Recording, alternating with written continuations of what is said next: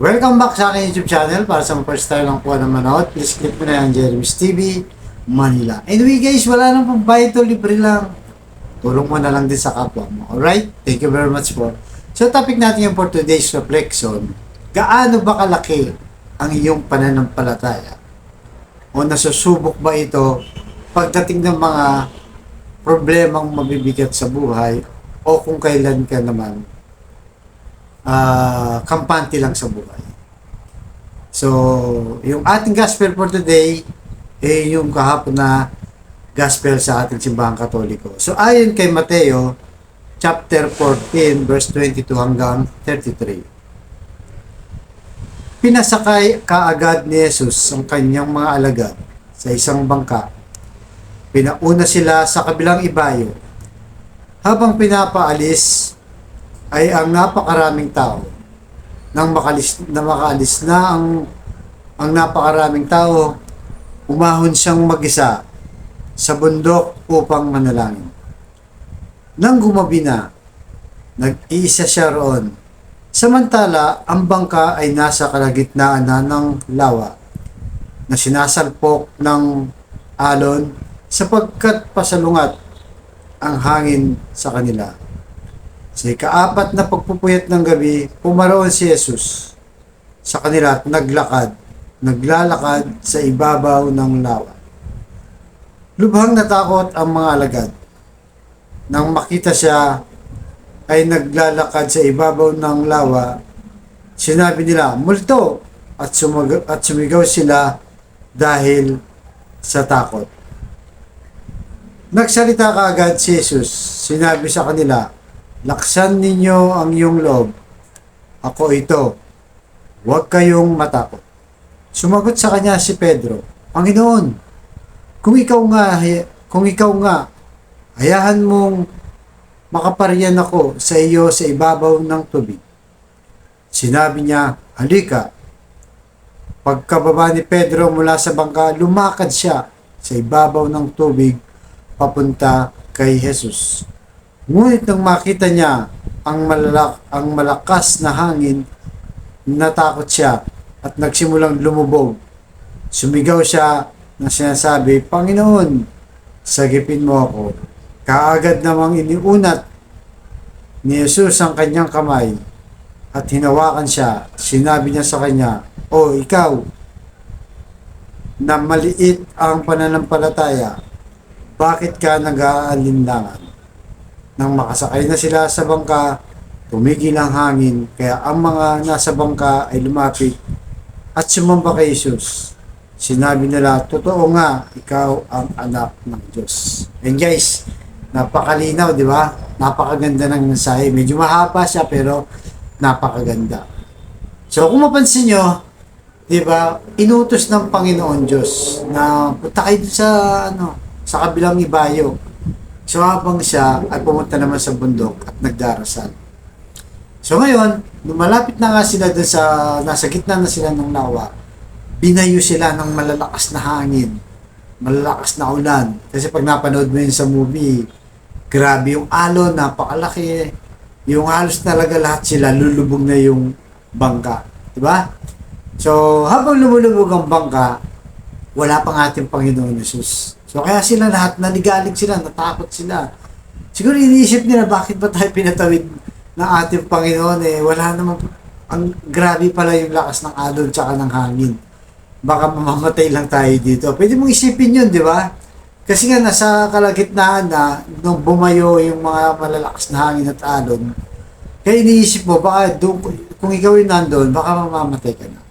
So mga ilang minuto pa, nakita na nila ang Panginoon na naglalakad sa ibabaw ng tubig. Kaya di ba, nung nakita na naglalakad sa tubig, natakot sila. Multo, di ba? Kala nga nila multo. Kala ko dito lang sa Pilipinas yung multo, guys. Kahit nung unang panahon pa pala. So, sino nakakilala sa kanya? Walang iba kundi si San Pedro, na unang Santo Papa natin. Kaya nga sabi ng Panginoon, inunahan na sila kasi nga baka nga lalo pang matakot, sabi nila. Sabi niya, "Huwag kayong matakot. Ako to, si Jesus." Kaya nakilala kagad ni Pedro. Sabi niya, "Panginoon." Diba? Siya sumagot eh. Panginoon, kung ikaw talaga papuntahin mo ako dyan. So, naglakad siya ngayon. Di ba? Naglakad.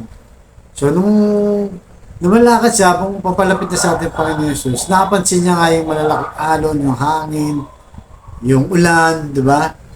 So, nawala siya sa focus. Kaya unti-unti siyang lumulubog.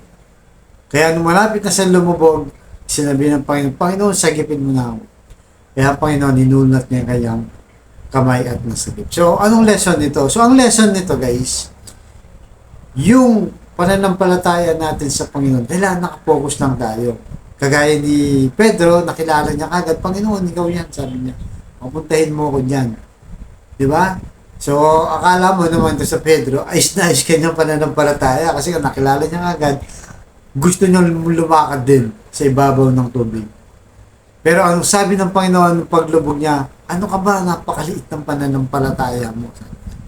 Di ba? So, minsan ganun tayo, di ba? Kala natin maka-Diyos tayo, kala natin okay na tayo. Pero napakaliit lang pala pag bumuhos na o dinatnan na tayo ng malalakas na bagyo ng ating mga problema. Kasi yun ang nagiging problema, di ba? Kapag pinansin mo na yung mga bagay, di ba, nakapagbibigat sa iyo, nakakawala ng focus sa Diyos, talaga maapekto ka. Lulubog at lulubog ka sa problema. Di ba?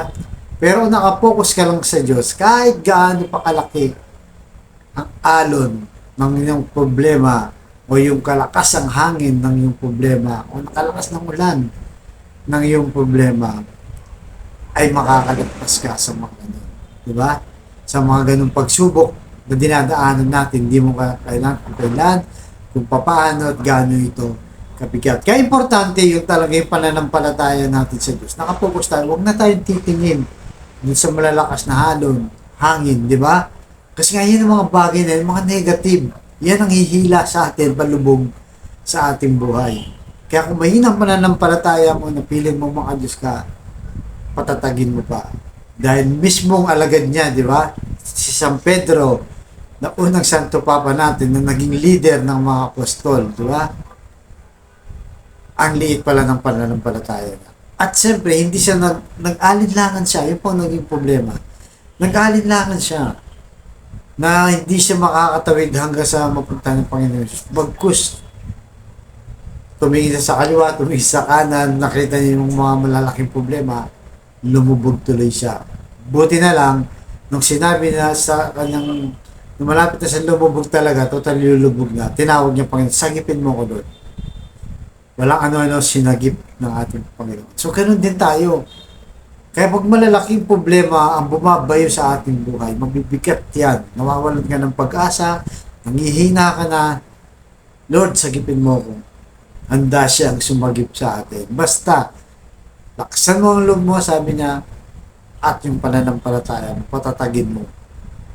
Palakin mo ang pananampalataya mo. Dahil nga, kung mag-aalinlangan ka, ay tiyak yun, lulubog ka sa buhay mo. Lalong-lalo na pag nandyan na ang problema. Kaya lahat ng tao may problema. Mabigat man niya, magaan, may kanya-kanya po tayong problema sa buhay. Kanya-kanyang sitwasyon, kanya-kanyang bigat, gaan, hindi natin alam. Pero kung mapansin nyo, habang naglalakbay itong si Pedro, di ba? Tumingin man siya sa mga malalaking alon na nagpasan niya dahil tinawag niya ang Panginoon. Lord, sagipin mo ako, palubog na ako sa mga problema ko.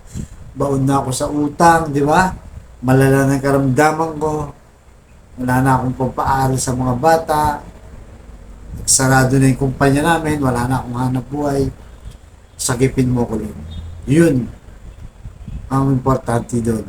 Yung huwag tayong makalimot sa pagtawag sa ating Panginoong Yesus. Dahil anytime, nandiyan lang siya. Anytime.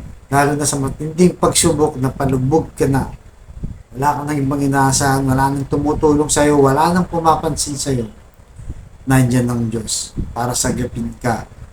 Ano mang kabigat yan, tsak ahahon ka. Dahil nung kamay niya, iunat niya para ikaw ay makarecover, makabawi, di ba? At mawala sa kasalukuyang diranas mong matinding problema. So, yun po ang ating hingin ng dasal sa ating Panginoon Diyos. So, tayo po'y manalangin. Kung ikaw nanonood sa aking vlog, na lagi nating pinapanalangin dito, mabigat man ang problema mo, diba? Matindi man ang karamdaman mo sa financial o sa emotional, sabayan mo ko sa aking dasal. Napakasimpleng dasal. Kung magiging 2 o 3 tayo, nandyan sa gitna natin ang Panginoon Jesus. Siya mismo ang nagsabi niya. Diba? Nandyan ako sa gitna nyo, basta ako ang pinag-uusapan nyo. Kaya ako nagdarasal kayo sa akin. So tayo manalangin. Panginoon Diyos, maraming salamat po sa paalalang nito. Patawarin niyo po kami sa aming pagkukulang, kasalanan at kainahan. Na minsan napakaliit ng aming pananampalataya, nag-aalangan kami sa iyo. Na feeling namin, hindi mo kami tutulungan, Lord. Feeling namin, dead ma ka lang. So, tanggalin niyo po, Lord. So, kung sa kapatid namin ngayon, Lord, na bedridden na, hindi na makatayo, stage 4 cancer na, Lord, may taning na sa buhay, at kung ano-ano pang mabibigat na karamdaman. Iunat niyo po ang iyong kamay, Lord, gaya ng ginawa niyo kay Pedro, na tinulungan niyo siya na umahon sa kinasasadlakan niyang paglubog sa tubig, kagaya ng paglubog namin sa aming problema. Pagalingin niyo po, Lord, para sa kanilang pamilya, kung ano mang kanilang karamdaman. Ganoon din po sa mga relasyong nasira na at nagkawatak-watak na sila, Lord. Ibalik niyo po ang magandang samahan nila. Ang magandang samahan ng kanilang pamilya. At sa financial, Lord, i-bless niyo po, lalong-lalo na po yung mga kapatid namin, walang-wala na, Lord. Pambili ng ulam, pamasahe, pantustos sa pag-aaral, walang kabuhayan. Tulungan niyo po, Lord, na magkaroon ng kabuhayan. Mag-provide ang kanilang pangangailangan para sa kanilang pamilya. So, ang lahat ng ito, iniling namin sa matamis na pangalan natin, Panginoon Jesus. Amen. To God all be the glory. Sa ngalan ng Ama, ng Anak, ng Diyos Santo. Thank you very much po.